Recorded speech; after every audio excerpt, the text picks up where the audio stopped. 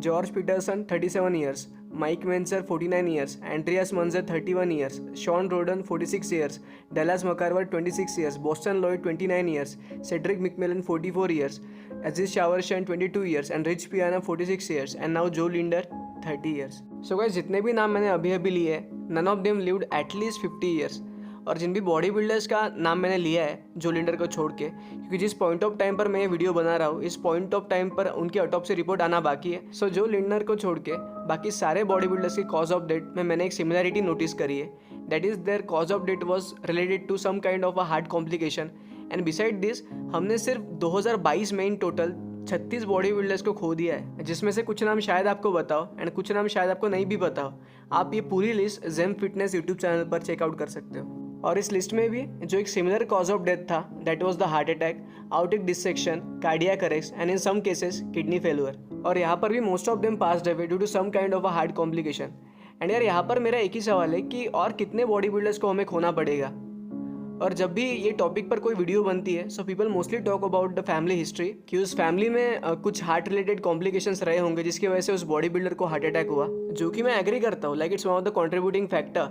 लेकिन एक्सट्रीमिटी पर आजकल कोई खुलकर उतना बात नहीं करता. लाइक जिस एक्सट्रीमिटी पर आज बॉडी बिल्डिंग चली गई है, this wasn't before. Like people who like to watch body building competitions including me, ठीक है, लाइक मैंने खुद इस चैनल पर बॉडी बिल्डिंग रिलेटेड कंटेंट को कवर करा है. लेकिन हम लोग स्टेज पर खड़े बॉडी बिल्डर की कंडीशन को नहीं समझ सकते. पहले तो आता है हिज एनाबॉलिक प्रोटोकॉल, जिसमें एक बॉडी बिल्डर आज हर तरह के एनाबॉलिक ड्रग्स का यूज करता है, जिससे ऑलरेडी उसके बायो हेल्थ मार्कर्स एक रिस्क पर होते हैं. Then below 5% of body fat, जिसके ऊपर कॉम्पिटिशन से पहले डायरेटिक्स, जिससे एक ड्राइड एंड एक क्रिस्प लुक स्टेज पर आ सके.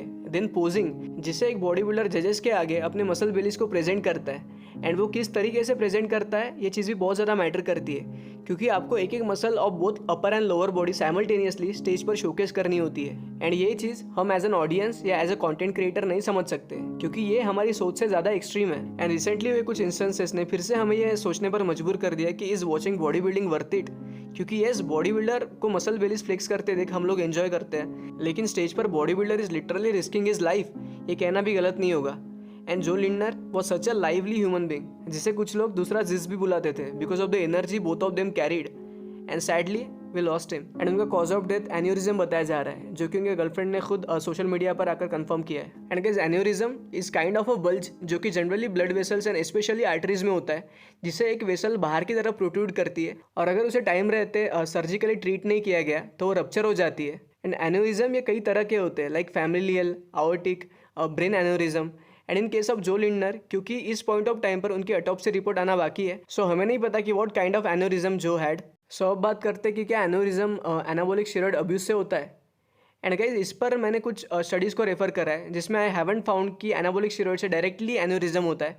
क्योंकि देखो, एन्यूरिज्म अलग अलग तरीके के होते हैं, लेकिन जब हम स्पेशली हार्ट मसल की बात करते हैं, क्योंकि जैसे हमने देखा है कि most of the body builders which we lose had heart complications, so anabolic steroid directly aneurysm तो कॉज नहीं करता, लेकिन एनाबॉलिक स्टेरॉइड्स आवर्टिक डिसेक्शन को कॉज करते हैं, जिसमें aorta which is an artery of the heart muscle, उसकी inner lining weak हो जाती है, जिसमें फर्दर उसमें बल्ज डेवलप होता है. And later there is a chance कि वहाँ पर एन्यूरिज्म हो जाए, क्योंकि इनर लाइनिंग ऑलरेडी वीक हो चुकी है. लेकिन ऑटोप्सी रिपोर्ट आने तक हम ये नहीं बोल सकते कि जो को हार्ट रिलेटेड एन्यूरिज्म था. लेकिन lastly just rest in power जो लिंडर. सो गाइस, अब चलते हैं the last part of the video की तरफ, and that is the solution. And उससे पहले आई नो कि कुछ लोग कहेंगे कि कुछ बॉडी बिल्डर्स तो ऐसे हैं जिन्होंने एनाबॉलिक स्टेरॉइड्स को अब्यूज़ किया है and still they are healthy and living a great life. So guys, इस बेसिस पर हमने जिन बॉडी बिल्डर्स को खो दिया है, हम ये बोल के इस चीज़ को जस्टिफाई नहीं कर सकते, क्योंकि एनाबॉलिक स्टेरॉइड्स के लाइफ थ्रेटनिंग साइड इफेक्ट्स ये स्टडीज़ में प्रूवन है. एंड येस, जैसे कि मैंने वीडियो की शुरुआत में बोला था कि family history is also contributing factor. And अगर किसी को फैमिली हिस्ट्री रही है of a heart and other complications, तो एनाबॉलिक स्टेरॉइड्स उस कॉम्प्लिकेशन को और भी बढ़ा देते हैं, जो कि अब तक समझ चुके होंगे.